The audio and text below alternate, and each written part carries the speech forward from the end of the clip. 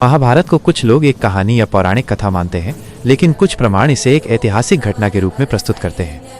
महाभारत के युद्ध में 18 अक्षौहिणी सेना ने पार्टिसिपेट किया था, जिनमें 11 अक्षौहिणी सेना कौरवों की तरफ से, बाकी 7 अक्षौहिणी सेना पांडवों की तरफ से लड़ रही थी।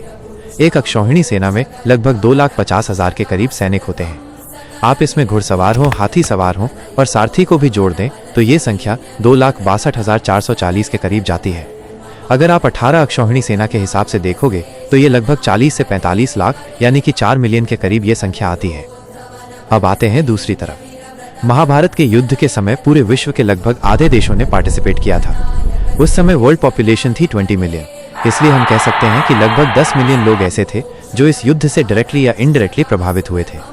जिनमें हम 1:1 का रेशियो माने मेल और फीमेल का, तो 5 मिलियन महिला और 5 मिलियन पुरुष रहेंगे।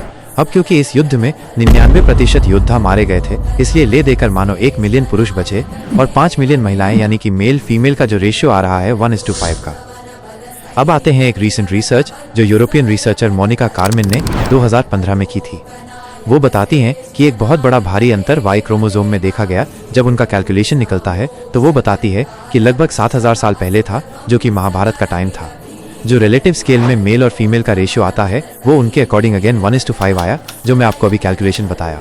और सबसे चौंका देने वाली बात यह है, ये वाई क्रोमोसोम का जो डिक्लाइन हुआ था और उसका सबसे ज्यादा जिस रीजन पर प्रभाव पड़ा था वो था इंडियन सबकॉन्टिनेंट, यानी भारतीयों। अब आप खुद डिसाइड कीजिए कि क्या महाभारत एक मिथोलॉजी है या रियलिटी।